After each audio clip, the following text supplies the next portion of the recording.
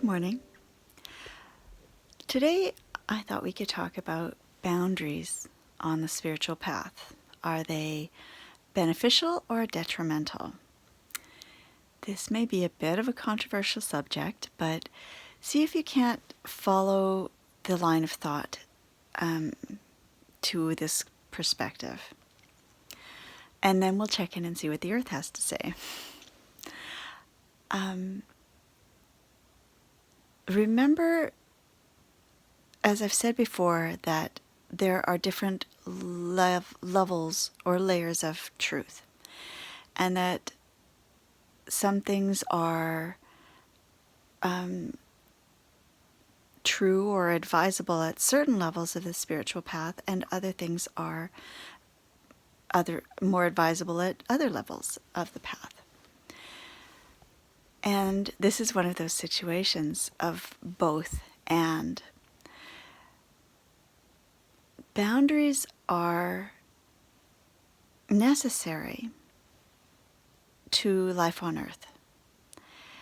We have this experience of ourselves and everything else as separate and individuated.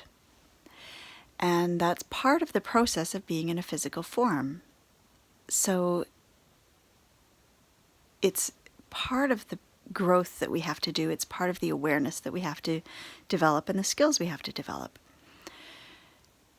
And yet at the same time, we talk about, on the spiritual path, we're aiming for oneness.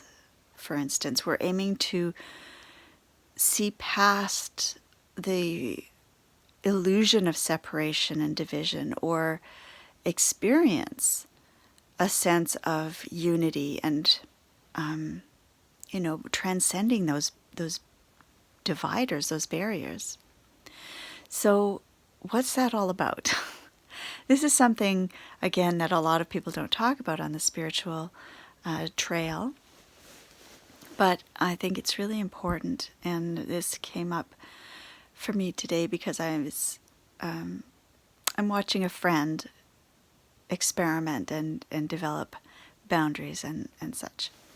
And so I thought, anyway. So on the mortal level, on the just plain day-to-day ego level of existence, boundaries are crucial. We need to be able to identify what is us and what is not us. Are these emotions mine, or am I just picking that up from someone else? Do I really think this way and believe these things, or are those just programs that have been put into me, or I'm being swayed by what other people are saying? And even more importantly, what's right for me? That's, I think, the most important thing about boundaries, is that they help us step into our own alignment, like our alignment with our own mission in life and our own way through life.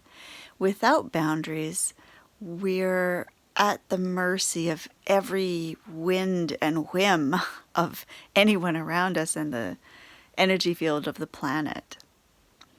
We don't have the ability to say no, or even fully to say yes, because we are not coming from a place of authentic connection with who we are and what our direction is, or our inner guidance system. We're just reacting instead of truly responding from a place of responsibility. So without boundaries, we become caught up in what's going on around us too much. We become caught up in what other people want of us, what they expect of us, even how they see us.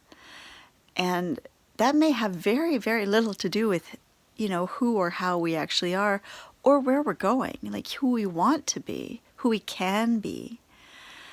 And so it's really important to know where we stop and others begin, sort of thing, and vice versa. So that's what boundaries are for in the real world. And on a spiritual path, at some point, boundaries become walls. And they are there to keep things out. I mean, that's their whole purpose. And that's important in the early stages. But in the later stages, they become troublesome. Which is not to say that we entirely lose our sense of boundaries. I don't think we could function that way in a physical body very effectively, at any rate. But it does mean that, well, imagine that you're on a spiritual path and you've got, you're walking somewhere, say on the labyrinth, but there's a wall across the way and you can't get over it and you can't get under it and you can't get around it. What are you going to do? Your direction is that way. You know what your direction is, and here's this wall. So at that point, it becomes beneficial to learn how to release boundaries and transcend those false divisions, because they are false. Even in science now, the new sciences, they're showing that there is no separation. There's no division between anything. And everything is connected in, what many peoples have called a web of life, and what the Vedics called Indra's net. And, we have all of these metaphors and myths in virtually every culture, I think every culture, about how everything is interconnected in a web-like form. And now science is showing that everything is connected in a web-like form. And when you find out what's really going on in the universe, in what we thought of was empty space, and you can see now that all of the stars and galaxies and planets and everything are connected in this web that looks more like a neural network, like brain tissue, than anything else. So when we get to a certain level, we want to be able to reach these deeper realities, to perceive and experience these deeper senses of reality, which is that there are no boundaries and there are no separations. And yet we can't do that, or we can't do that as effectively until we're really clear on what our boundaries are. First, we have to do that part. It's like we can't truly be selfless until we first have a really clear and direct and strong sense of self. And this is one of the troubles of people on the spiritual path. A lot of people want to skip that step. They want to be selfless without actually ever having the sense of self. They want to be boundaryless without ever actually having clear boundaries. I'm going to have to get that. Sorry about that. Doors are great for keeping the sound out while I'm recording, but they're also a little too effective at keeping the cats out, which, if you think about it, is a metaphor for my point. So, we want to let the cats flow in and out in an organic and welcome and free kind of way. So I was thinking about all of this morning, and I was also noticing that the bulbs are coming up in the pots outside and in the garden. And it's, I'm in a pretty mild climate here, so it's pretty early. It's, I think February 1st today. And I was thinking about how the earth is expressing this reality as well. There used to be seasons. Do you remember back when there used to be a thing called seasons, and we would have them in order? Spring, summer, fall, winter, spring, summer, fall, winter, over and over again.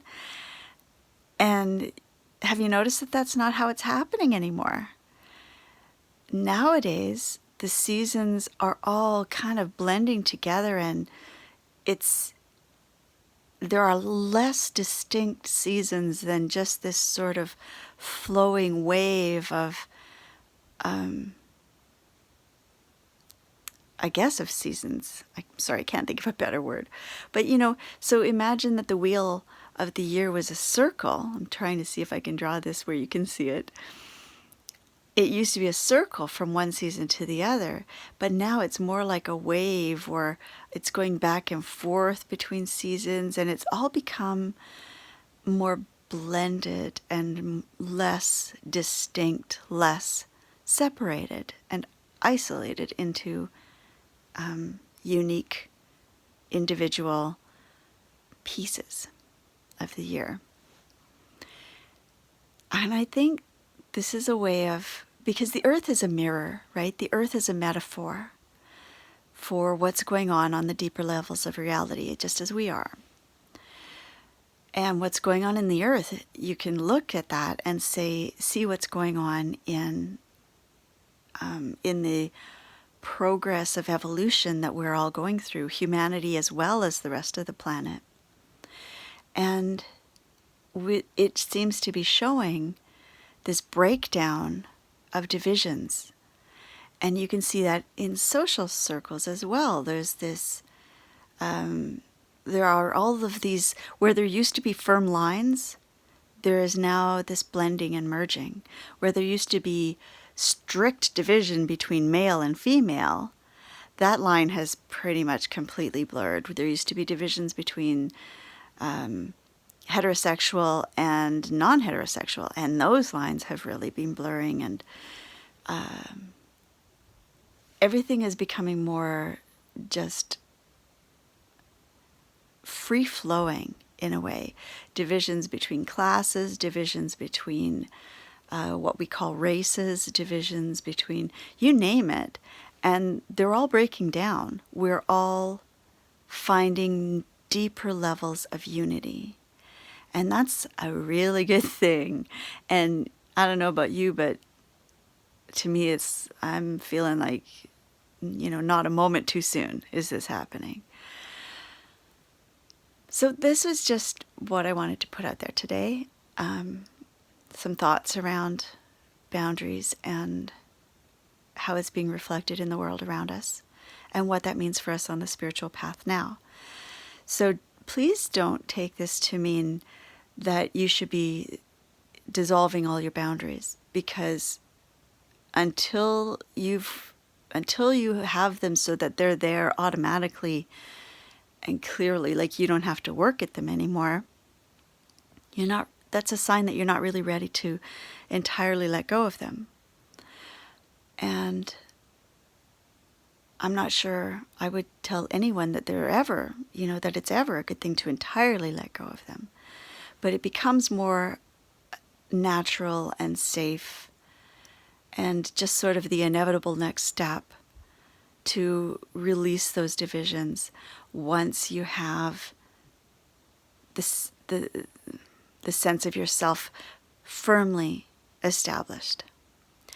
So, see if you can't play with that today. What's it like to have boundaries, and what's it like not to have boundaries? Where are your boundaries strong and your sense of self sort of impermeable to influence from outside? And where do you choose maybe to be a little more open and permeable with the boundaries and let in other things and let out other things? So it's all a grand experiment, isn't it? This is what I call the esoteric sciences. We're doing it rationally and experimentally, and at the same time connected with our intuition and exploring those deeper levels of what's possible. So I hope you have a lot of fun with that today, and I'll see what I can do with that myself, and we'll check back in tomorrow morning. So have a great day, and I'll chat with you then. Blessed be.